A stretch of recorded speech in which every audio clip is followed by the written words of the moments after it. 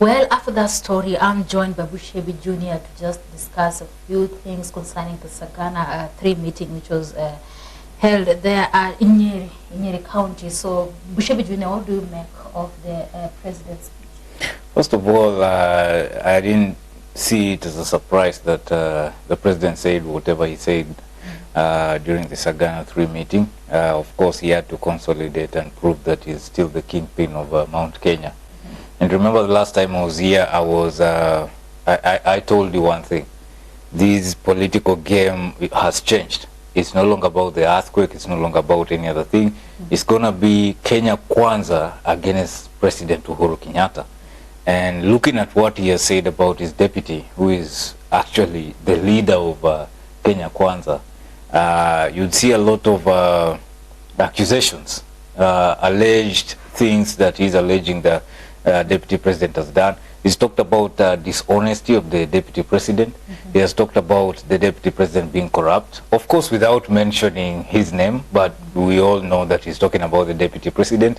He has also talked about the corruption that has happened, that is Kimwaror and the dams that were supposed to be built.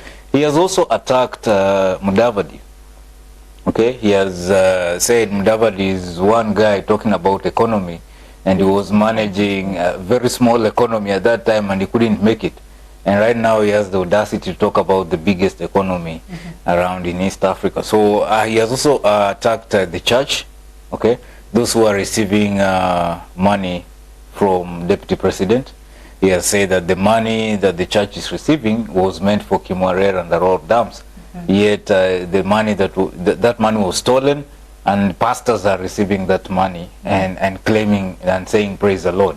So those are some of the things, those are some of the highlights according to and I don't see it as a surprise coming from the president, because he's been showing all signs of attacking his deputy ever since. And he has the biggest of all, the biggest highlight is that he endorsed Raila Odinga as the person who is going to succeed him. Yeah, and just before you continue, following President Uhuru Kenyatta's speech, whom do we believe between the DPP and President Uhuru Kenyatta, especially concerning the Kimwarer and Aror Dam scandal?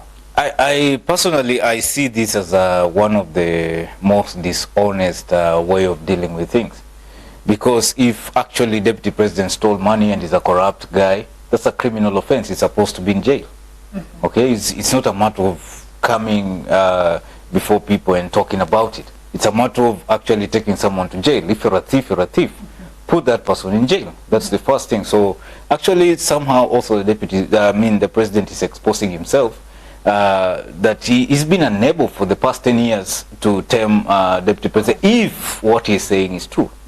Because a thief, like he says, deputy president's a thief, he's supposed to be in jail. He's not supposed to be, roaming around and on top of cars like he puts it.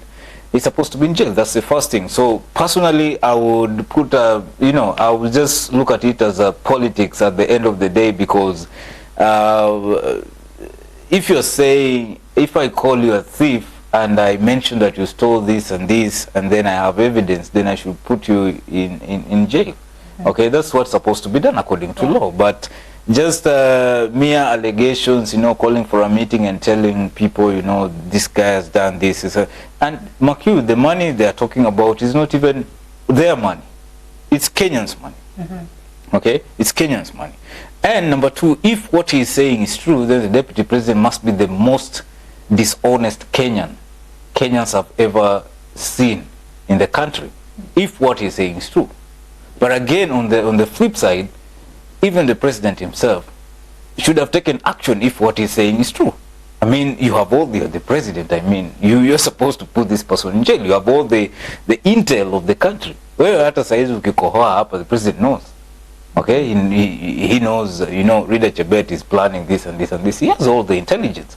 So he has all the capacity to jail Ruto if he's that corrupt. He stole the money and all that stuff. These are serious allegations. Yeah. Yeah, and we've seen also President Uhuru Kenyatta attacking the churches, saying that mtaenda jehanamu. Do you think it's a good move, especially at this time when we are depending on church to make sure that we have a peaceful elections? One thing I know is that if he's the president, and when he says some things, I also want to believe that he's not crazy to just come up and say, you know, this and this happened in the country, you know, this, like the other time he said 2 billion shillings is being stolen every day. I don't think that Uhuru Kenyatta is a crazy man. You know, he's just confused, and you know, he just comes out to say things the way he feels like. I know that there could be some truth here and there about what is happening in the country that he's saying, and if it is true that the church, which the president has been so much in a romantic relationship with, is receiving stolen money, then and the church knows. No, it's another thing if the church doesn't know. But if the church knows that we are receiving stolen money, then he's right to say that you're going to hell as a pastor, because it's like a pastor receiving tithe from prostitution.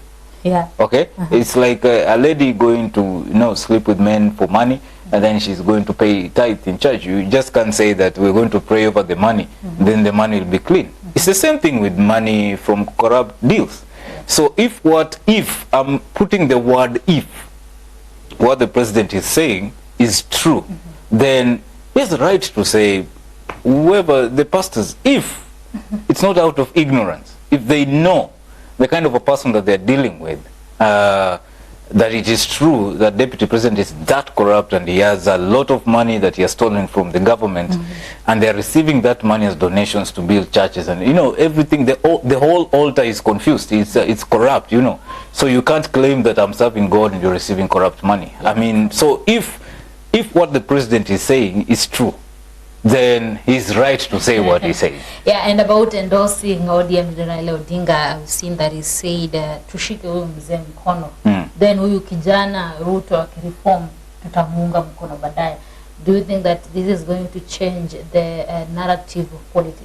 One thing I told you, I think much of this discussion maybe will happen on a Thursday when, when we have, yes. But just a recap of the Sagana 3. All I can say is it is up to Kenyans to decide. You know, politics, Uhuru Kenyatta is first a politician, okay? Yeah. Before he becomes your president, he's a politician first.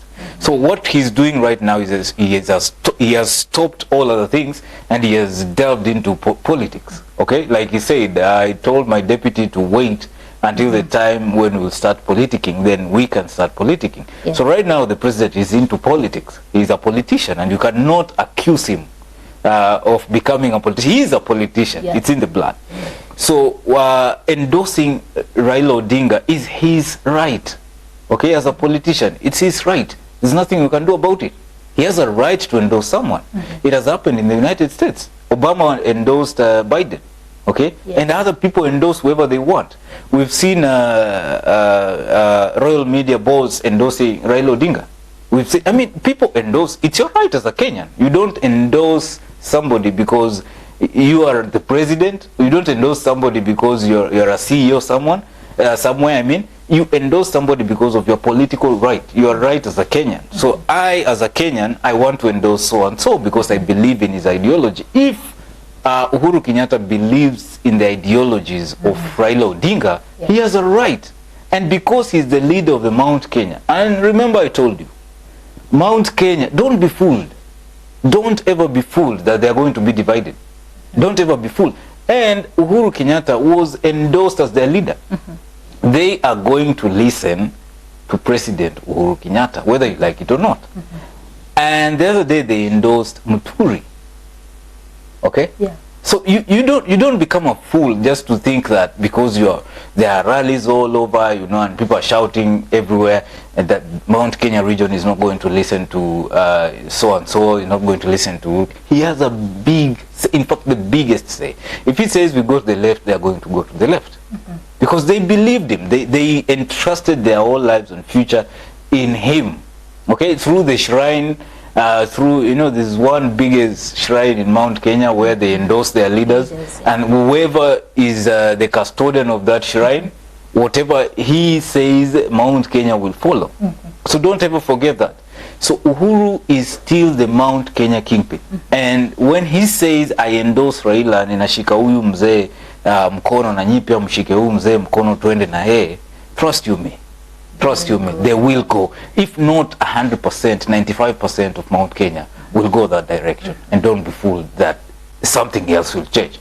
He has talked about he said Ruto should hold on a little bit until he matures up. You know, he becomes honest and he stops being whoever he is right now, and then maybe he's gonna support Ruto. That is contrary to what he said almost 5 years ago when he said yangu 10 and Ruto yake 10. What changed? That is the big question. What changed? What happened? We've seen this other guy, Livondo. We treat him as a heresy guy. He said, oh, you know, somebody wanted to assassinate President Uhuru Kenyatta. But if you look at the things that have been happening for the past almost 5 days, you will understand where politics is going. Okay? There's a lot of revelation coming out. You know, this person is saying that there's been a hashtag of lower food prices. Who was the sponsor of the hashtag? You know, you just can't wake up and there's a hashtag. Somebody has to be behind it. You just can't tell me that it's Kenya, that or Kenyans are they sponsored it. No, somebody was behind it. Then after the hashtag, you saw the press conference by Kenya Kwanza coming out to condemn the high cost of living and you know, high cost of food. And you start connecting dots. Then immediately that was happening before the Sagana 3, and then Sagana 3 happens, and Uhuru Kenyatta is condemning the whole thing. So it's a push and pull. And I told you, was it last year? I told you, you're gonna see real politics during this time.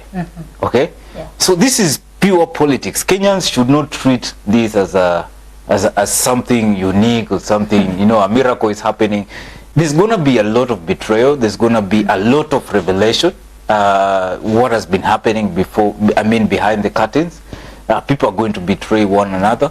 And if you trust your leader, follow them. If you don't trust them, just follow the one that you trust. So we're going to have those who listen to President Uhuru Kenyatta, Raila Odinga, William Ruto, you know, and life is going to go. And finally, I can also say, this is not going to deter Dr. William Ruto from pursuing his presidential ambition.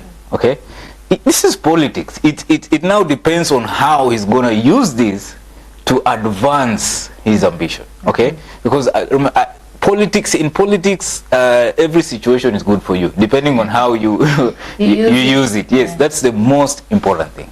Yes. Yeah, that was Bushebi Jr. Giving us some highlights of what transpired there at the Sagana 3 in Nyeri. Stay tuned. We are continuing with the Maisha Prime News. My name is Rida Chebet Kering, and we're going for a short commercial break before we continue. Did you know you have a right to information?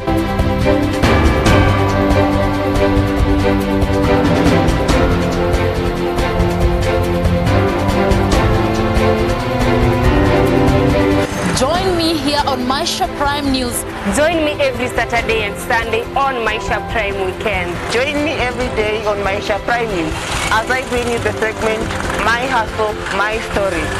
As we focus on current affairs, issues on political, social and economic arena, where we bring you incisive and authoritative news. At Maisha TV, we make it easier for you to access information. At exactly 8 p.m. East African time, join me, Rida Kering Chebet. My name is Millicent Makoha. My name is Brian Gunn.